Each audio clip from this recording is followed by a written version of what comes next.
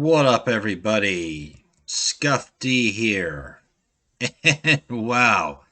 Well, it's kind of appropriate. Mr. Vulcan is in the hot seat today. We've got some slight changes, not necessarily to Vulcan, but we have an Ultramarines buff. We have a big patch. Hot patch. Hot. Just a couple hours ago, this patch dropped here. So let me take a look through the cards here, kind of giving you first impressions. The stuff on paper looks good. Looks really nice, really tasty. Um, Apologies for lack of videos. We've got the Warp Chatter podcast, which is shares through Podbean on the YouTube channel, so you can check that out. That's all audio. But I've been having some trouble with my OBS. I think what the issue is it's tied to my camera settings. I did a background remover to try to be all fancy schmancy, and I think it kind of backfired on me. So if my videos were only recording like 5 minutes and they would get all choppy, which really bites because I was doing my World Cup, or not my World Cup, my Lodge Wars 5 games. I'm not sure if Mr. Midnight shared those. I pinned them. So I don't mind sharing. I'm going to do a Goreborn. I swear I'm going to do a Goreborn deck and play at some point. But I did pin those, so I would like to share those while we're talking. We can take a quick look at the videos. I was playing against Draconic Slayer in our Lodge Wars games. Our group came out ahead in that fashion. If you haven't checked out Mr. Midnight's channel, he's another content creator. He's does streams. He shares games, replays. You can check out his stream regularly for like event drafting, deck plays. He's definitely a solid player, top 50 player. He's a World Cup player, ladies and gentlemen. He was on the Team Germany, so I recommend you check out his content if you haven't done so already. Plus, I believe Mr. Midnight is also doing a promo code giveaway. So just as I have got promo codes to give away for the card creation contest, which I talked about a week and a half ago, he's also got some contests to give away some promo codes for himself as well. So there's lots of gold given away. I believe Vapex is giving away gold codes. Keep an eye out to your favorite content creators. I'm sure Karmatos, Skypoint at some point might get them. I heard Ballguard might be looking for some as well. So there is gold to be had, especially if you're a newer player. First off, you're checking out videos of content. You're learning more about the game. You're seeing some gameplays. You're getting some ideas, and you're given an opportunity to get 1,000 gold. That's 10 crates, which in of itself will help you improve your collection and get better at the game too. Yeah, I recommend that. Just take a look. Take a look on my channel. I've got a list of content creators to share, and then go from there to the other and spider web it out and use the internet. Use it for the power of good. So while we're taking a look at this, and while we've talked a little bit about the promo code contests, another thing that I would like to mention before we get into the Ultramarines patch is that we have got Lodge Wars 5 going on, which is where we're watching this right now. So if you haven't seen Lodge Wars, that is the next tournament series, kind of like World Cup, except instead of pitting players from different regions of countries against each other, you're now pitting basically lodge mates, and there's a lot of rules. There's up to 9 players, or minimum of 9 players per team allowed on the lodges, and then we're playing through the group stages. Then we go into the top cut. This is the 5th Lodge Wars. This has got some new rules to it, and we're going to be talking about those on the Warp Chatter podcast this Thursday. So if you'd like a little bit more details, we're talking with Terse, who is the tournament organizer of the Lodge Wars 5, and we'll be going over that. Number 1, JP 101, is team captain of Masters of the Universe, and he will be joining us as well on the podcast. So it was a fun episode, fun discussion, fun talks. Looking forward to sharing that with everybody, just as I'm finally getting around to sharing these games. Okay, so while this is playing, I'd like to take a look at the. I'm just going to kind of read over the highlights before we actually get to the card by cards, because this is a substantial rework to the Ultramarines. The patch has recently changed here. Not a change to the mechanic of courage, the courage mechanic, not like where we got with the salamanders, the sacrifice mechanic changed all around, but rather just an improvement to a lot of their troops, primarily their troops, really helping to drive the tempo. Because the one thing that the Ultramarines really kind of suffered for having courage, which is supposed to make up for being behind the table, was it really wasn't enough. And I think a lot of these changes here kind of just tweak and or enhance the level of enoughness. They can really get strong, really fast. Or I can't say really fast, just like solid end games all around. So that's game one. We'll go into game two maybe later on while we digest, but let's get to the Ultramarines, shall we? So, first off, none of the warlords change, which is thankful. I think the warlords in of themselves are solid. Remus Fontanus doesn't get a lot of love. He does a lot of things good, not a lot of things great. Marius Gage is still very nice. I think he's going to see some play. Gilliman always kind of had a problem with stealth and ward, and that will change a little bit. And Thiel, well, we'll see what theoreticals look like after this. So, first off, Relentless Pursuit hasn't changed. One of the few cards I think that hasn't changed, actually. Relentless Pursuit giving a backlash return to your hand. It costs 1 energy. But Munis Squad and Chain of Command, we're getting like, it doesn't look like anything's changed, right?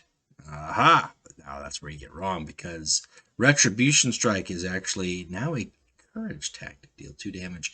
Courage, draw a card. Before this was if the target dies, draw a card. So even if the target doesn't die, you could draw a card. This is actually, I think this is actually better. Because if you've got several of these Retribution Strikes created by Gilliman, or any warlord who creates practicals with a battle honor, you could fire off at the end of game Retribution Strike, Retribution Strike, Retribution Strike, draw cards to deal more damage. Very kind of burn draw potential. All they have to have is one more unit than you have. So if they've got a warlord and a troop, that's enough to do it. I kind of like that. I kind of like the potential here. I do think that this is a little bit better. In the right deck, you can really capitalize on it. Like I said, especially with a warlord who can generate those. Suppression Fire hasn't changed, so that's the other one that deals +2 damage, or deals 2 damage, or gives +2/+0. That's still the same. Belerius Squad, which was always a decent rally, deal 2 damage with a courage effect. Now it's rally deal 1, courage deal 1. So instead of it requiring courage, you're still gonna get 1 damage to a random enemy. So that there is nice in that. Another card that I like here, Scipio Bikes. Scipio Bikes was just not great. Before this, just had courage, add a copy of it to your hand. But now Scipio Bikes actually has a courage, deals 1 damage to all enemies. This card alone kills all those Jaegers from Jaeger spam. The defenders of Caliban hate Scipio Bikes. This is, I mean, without breaking stealth, this is still a very solid informant network replacement. That is a big change, and I really like it. Tech Marine Arius doesn't change. I was going to click on Captain Alcius, actually. His ability, instead of costing 2, now costs 0. And actually, that's good because 9 times out of 10, if you play him at 4 energy, at 5 energy, you're like, well, I'll just attack for 4. Or if I've buffed him with like a Warlord ability or something like that, I'll attack for 5. Why would I want to pay 2 energy to create 3 Ultramarine Astartes in my hand that cost 3 or less? There's some good ones. Censored Squad, Belerius Squad are good. Those are probably your best ones to get. Maybe Manius Recon. But if you're doing it for free, that's a big difference. So I like that. Also, in the way Scipio Bikes was good, Casas Squad. These guys just became a Joker company for Ultramarines at 1 energy less. Courage deal 3 damage to a random enemy with stealth. This isn't even the end of turn. This is as a courage effect. Just simple, hard hitting. Now they're not going to add themselves back to your hand, so endless Casas squads, those days are over. But I do like the courage here. Deal 3 damage to random enemy with stealth. That will kill most stealth troops. Period. Casas squad is going to put the hurt on anybody who likes to run covert operative, or any sort of 5-3 stealth, 2-2 stealth. As long as you get him out at 4 energy, obviously, right before the covert operative drops. Now, granted, if covert operative picks your Casas, timing says that you should still take 5 damage after he dies, but I've had a couple instances where when you get rid of the covert, it's hard to gauge why their damage doesn't trigger. But either which way, getting into to bug issues, and Casas squad is pretty dope. I passed on them before for Ingenuous, which hasn't changed, but Casas and Scipio might find their way into a lot more decks. Also, this card here, Lords of Ultramar, this was an 8 energy card. Loved the artwork. Loved the comic book style here. Now it's 4, and it gives +1/+1 to Ultramarine troops in your hand and deck. I like that it's Ultramarine troops. Not just your Astartes, your vehicles too, in your hand and your deck. Nothing in play, but this is easily a card that you can play early in the game, and it's going to pay off the rest of the game. Any player who's played with troop buffing things, whether that is the Iron Hands Decimation, which is cheaper at a cost, or other such factors like Training Cage, maybe in an extreme Triumphant Olenor, can attest that that's a strong buff, especially if you run a very heavy troop deck. Ultramarine troop deck, I should specify. Apothecary Theon. Wow, these guys got even better. This is one of my favorite epics for the faction. They got 1 extra health, and now they heal 2 to 2 random friendly units. So once these guys get on board, they're going to heal their warlord. They could potentially heal the warlord and themselves if they haven't died, and that's all you've got on the board. These guys are sticky sticks. I like them. I like it a lot. This card got better. It didn't. I mean, it still costs 5 for more work, and you can have 2 of them in a deck. Honor Guard went from a 4/5 to a 5/5, still gaining that courage frontline. Or he's already got frontline, but gains the courage of the +1/+1, so he can come out as a 6/6 frontline. Very nice. Very nice. Mantle of Ultramar. Now, this was arguably one of the worst legendaries in the game, because it had Relentless. Gave it +1/+1 to adjacent troops, and Relentless is a harder thing to figure out, especially with the faction. The big thing with Mantle of Ultramar was you want to have troops less than your opponent, and typically, as a result of the stats of the troops, they tend to die on your opponent's turn, so you don't have any troops to buff with Mantle of Ultramar. However, with it being a resolution effect, every turn after this, you play a troop next to your warlord, he's going to get pumped up. He's going to get juiced. We're going to be juicing Ultramarines all over the place. We're going to be juicing so much blue and white. We're going to be juicing so much blue, the white is going to be all over the place. Yeah. Oh, that's good. And it's actually, I mean, this is kind of an interesting nerf or buff to Crucial Choice. When this pops up in Crucial Choice, this was always kind of like a pass. Now it might not be.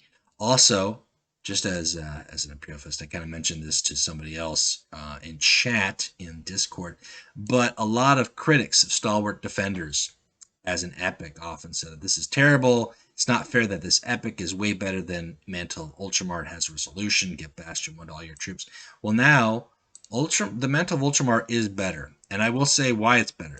It's a legendary, it's only 1, and it only gives it to adjacent troops, but it's +1/+1, which lends to the offensive capability, whereas Stalwart Defenders, especially with the Imperial Fist faction, is a defensive faction. It's great for the Imperial Fists, not so great with anybody else, with Mantle of Ultramar giving +1 to troops that might already be now a 6/6, and now coming out as a 7/7 frontline at 6 energy. or less, it depending on if you drew Ultramar with a Bandit Supplies or War Room. Apothecary Theon becoming a 4/7. This card is gonna make some people really angry the way it's gonna steamroll, because it is going to steamroll, and it's going to lend to offensive capabilities as well as the defensive, just for 2 units, but that's all that matters. Stylist Veterans. Now these guys have Courage and Battle Honor, as opposed to just Battle Honor, creating a random practical in your hand, so that's nice. Just a little extra ways to get practicals, which again, as I was mentioning with the Retribution Strike, that could do work for you. Captain Corvo is now a 6/5 instead of a 5/5. Just that one little extra attack doesn't do a whole lot, you might not think, but it really does. One extra attack sometimes can make a difference, especially if he's coming in the following turn after Mantle of Ultramar, and now he's a 7/6 that has a awesome rally effect. Yeah, definitely. Stylist Veterans.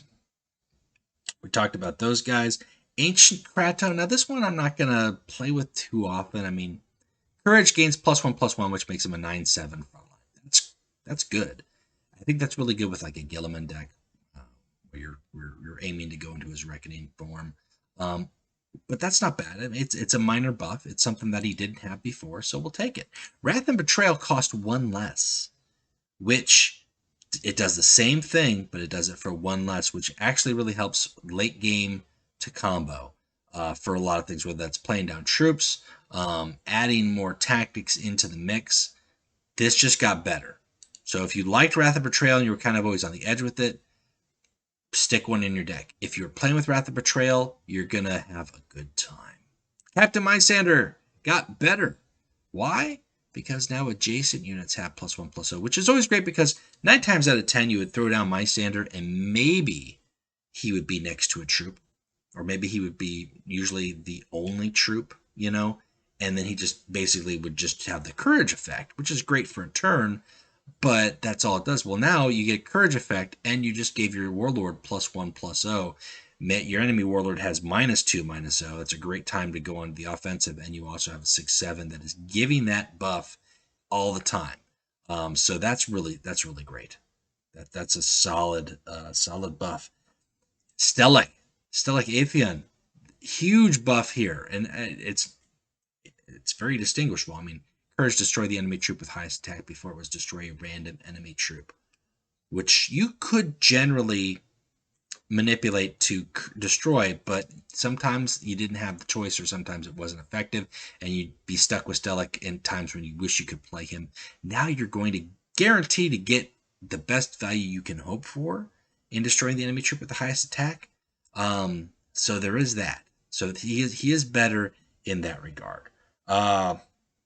Also, Interlocking Tactics. I missed that one. Interlocking Tactics now draws 2 cards, which before this was draw 1 card for all of your units.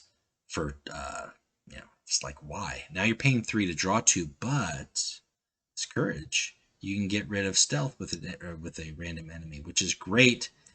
It's a great tool for Gilliman if he's not already relying on something such as the Casa Squad or the Scipio Bikes. This is a great way to draw 2 cards and reveal, that Nicer Scout, and deal with it right out the gate. So very nice. Very nice. I think that is, let me just take a look here. Relentless Pursuit. Relentless Pursuit did cost 2. It now costs 1. I thought it always cost 1.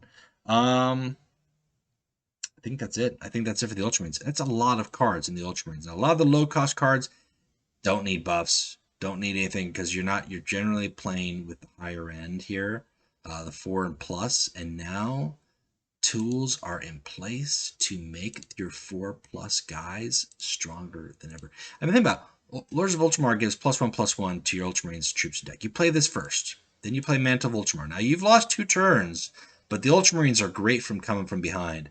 And now every single Marine you play, or Ultramarine troop, I should say, not just Marine, is going to come out +1/+1, and then +1/+1 at the end of your turn. So you're getting +2/+2 on all your guys. And this card you could technically play 2 of. I like that. I like that a lot. That makes Trajan's squad actually even better. He could become a 6/4, survive, and go into a 7 attack that your opponent has to deal with. So there's a lot of potential. But this patch wasn't just Ultramarines. It wasn't just Ultramarines. The Thousand Sons got a few extra little tools added to them, which was good because they still need a few extra tools. First off, Flesh Change. Gains draw a card, which is great. I love this card. I love Flesh Change. Love it. 1 energy destroy a friendly Astartes to gain 6 Psyker, which was solid. My argument was basically 1 energy gives me 6 turns of having City of Light in play. But now City of Light was lowered to 2 costs, so this is a turn 1 play.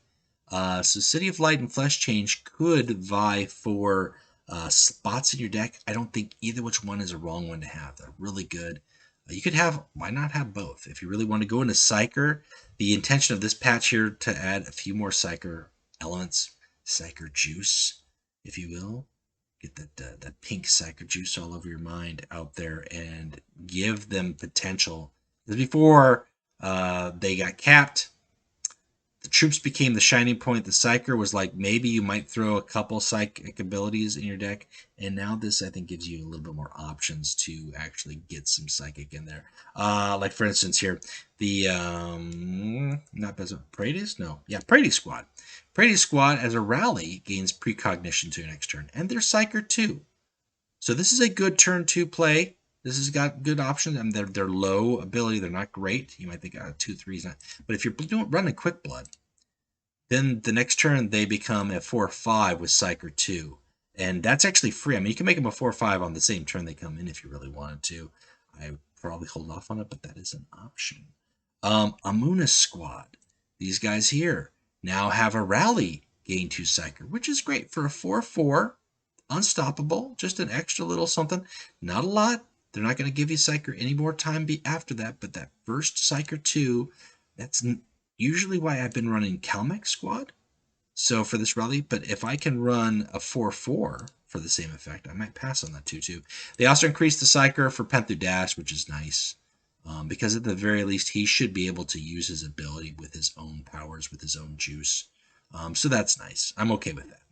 Because the Warlord only gives you 1, and he was giving you 1, so you'd have to use both of those guys. They'd have to get together. They'd have to juice themselves. And now Penthu can do it on his own. Hidden 1. I have been asking for this for the longest time. Give Hidden 1 Psyker. I love Hidden 1. I mean, you go back, watch my Armin video from before anyone else was playing Armin, before he got his special card even. Hidden 1 is one of those cards that I play in there because I love giving them Quick Blood. They don't have to worry about flank. Your opponent has to waste hard removal, and sometimes you've put out other hard removal options that they have to get rid of first. So then these guys come out, and they come out really strong, and they give you Psyker.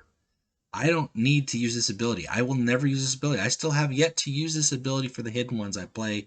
But giving it Psyker 2 really goes the extra mile. This makes this epic feel like an epic. So that's nice. To go with that, the other epic, Airman's Cabal, as a 6 energy, is a solid, first off, Psyker 3, which is what they were following the most recent patch, but now this rally. Gain precognition until your next turn. So now they have precognition, with or without Ahriman as your Warlord. And for 1 energy, they can gain 4 Psyker. Now before, I think there's 1 energy they could give a troop Psyker, give a troop precognition. So you have the option to either pass on attacking with a 6 body, giving yourself 4 extra Psyker, which you can use in a variety of ways, or you just attack for 6 because they survive because they've got precognition. This card is going to be in decks. The versatility of Ahriman's Cabal, as well as the versatility really of Hidden 1, throw in Quick Blood. I still think Quick Blood is the shining star of since the Thousand Sons have been patched. But I do think that this recent patch does lend for a possible return for Astral Warfare builds. It's possible here because now we're getting a lot more ways to get Psyker and have it on troops that can stay alive. And then, as I mentioned, obviously City of Light and Flesh Change. So we've got some more Psyker. We've got some more precognitions. We've got some rally effects. And then with that, you have a better chance end game to drop an Ashen Blow or to drop an Astral Warfire or maybe even to drop numerous quick bloods and actually make use of Belek Uthazar. Maybe he can return back to your decks. So there. So that's Thousand Sons, but the patch wasn't just Ultramarines and Thousand Sons. No, we saw a couple of balance patches. Now these were patches to legions that still needed some tweaking, but these patches here I'm going to be over. These are things that were necessary to be addressed. So first off, resilience has been increased to 5 cost. I think that's fair. This is a wonderful teaching. This is my favorite teaching. This went from being the worst teaching to still being one of the best teachings. But 5 energy is fair because really late game at 8 energy you can bring in 2 fire drakes. Well, now you have to wait till 10 energy to do that. That makes a big difference. Still very good, but it does allow you to play better things like benevolence, maybe as a better teaching up until that point. But that was necessary. I do think that the salamanders can quickly get out of hand if they create a lot of resilience teachings. Also, hope was not bad. It lets you choose a troop, choose a salamander, actually just a troop, and make it 2 less. But now you're drawing a troop for 2 less, which is much more in line with War Room and supply lines. I think that's fair. It still is salamander specific. It works on any troop that is in your deck, but it's still just only the Legion has access to it. But it was really too easy to get Fire Drakes 5, drop them, and then the rest of the game just spam resiliences and those Fire Drakes never die. Or Forge Father to Kell, or just it got out of hand. It got out of hand. So that's it for the salamanders. There's more. My voice is getting hoarse. My horse is getting voice. The hammer, get yourself back up to 9 energy costs. You know what? You're too good at 8. You deserve to be 9. You still do damage to the warlord, finally. But as the harrowing costs 9 energy, the hammer should cost 9 energy as well. Especially considering the fact that you can control how many cards you have in your hand. That 1 extra turn will make a difference. That 1 extra turn for the hammer will make a difference. I can attest to that. Late game, that gives your opponent an extra turn to buff their troops, to throw higher bodies on the board, to mess with your hand, your energy cost. It's still a great game ender, but you got to work a little bit harder. And for a Legion that works pretty hard to try anything, bunch of tryhards, and then I'm gonna try hard but do no good. I don't know what I'm saying. I don't like the Iron Hands. I just don't. I mean, I'll play them, but I think that that's fitting, especially with how much hard removal they've really got. They've got a lot of ways to just destroy things fairly easy and consistently, and that was the way to finish the game for them. It should cost 1 extra energy. Luther got his ability, his Reckoning form, I should say, his Arch Betrayer, which was really strong, and once he hit that, would just basically shut down your opponents from wanting to play any sort of troops, because it was 2 energy to take control of a damaged troop. Now it has to be specific, an enemy troop with 5 or less health. But here's what's important to note, and if you haven't caught this, 5 or less health, it does not have to be damaged. You could get a full health 5 troop and steal it right out the gate. There's a lot of vehicles that are 5 health. We looked at a few Ultramarines that have 5 health. Some of them just got bumped right outside that range. But there's a lot of troops that he can grab, whether they're damaged or not. So that still gives him value, but not enough to just like really wreck the feel of the end game. So I think that's fair. And then a lot of people have been asking for this. I think this has been long overdue. Is Lucretia.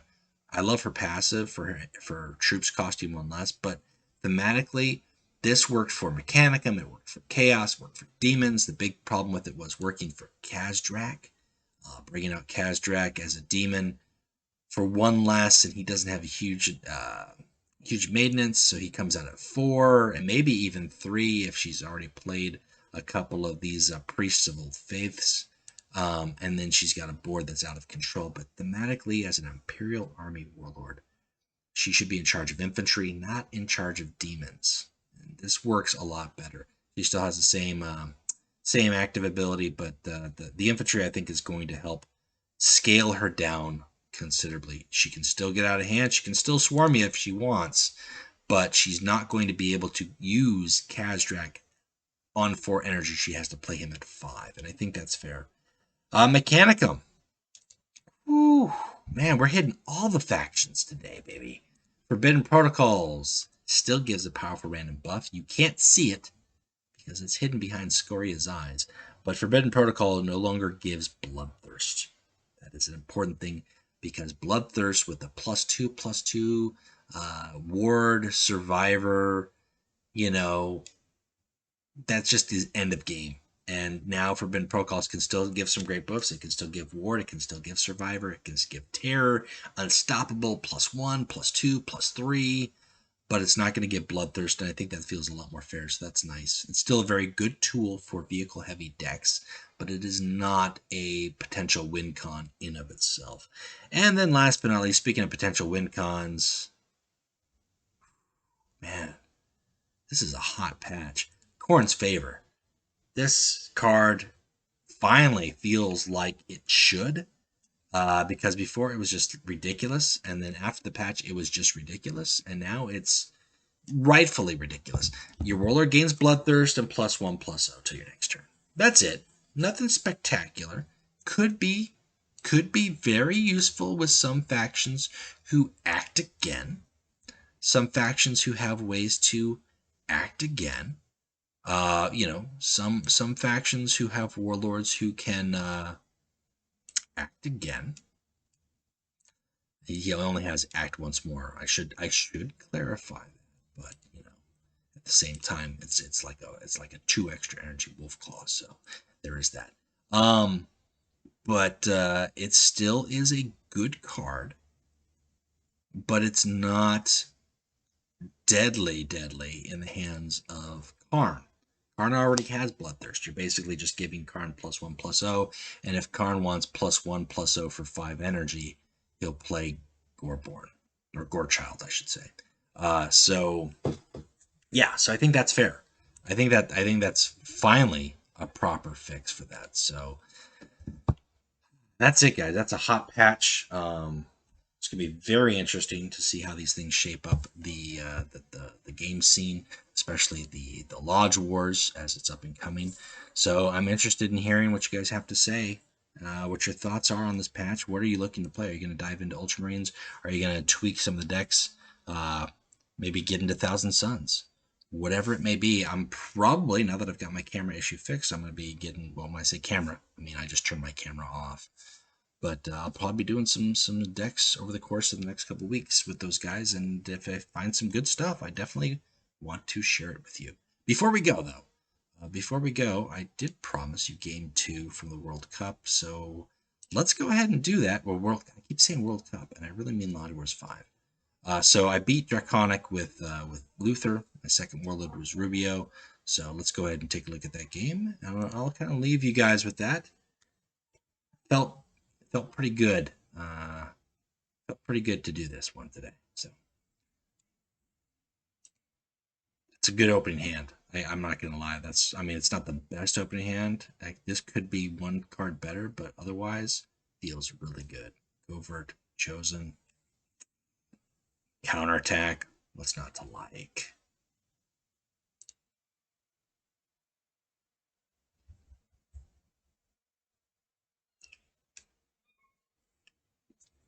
I love you. Hey, Dad, what you doing?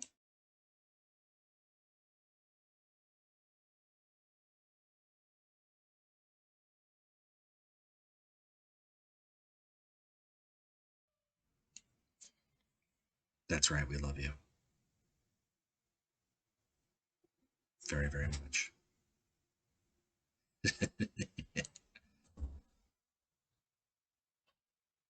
At this point, it's just a matter of getting. We've already triggered our ability. We put Khorne's Chosen on, do some damage. Now, I mean, to be fair, we're 11 damage down here. So if he can't remove this, and I'm hoping he can't, this is going to help make up for some stuff. But I'm going to have to take some heat from this 5 before he does that. I've got the Talisman to eliminate him. He doesn't have any sort of mutations to throw on him, so that's good. In the meantime, though, I am going to take a lot to face. And even with all the changes, like Cabana still puts out a lot hurt. The good news is he's only got 2 cards in hand, so I know that I'm in a decent place if I can survive this turn. And I aim to survive this turn as much as possible, do as much damage as possible.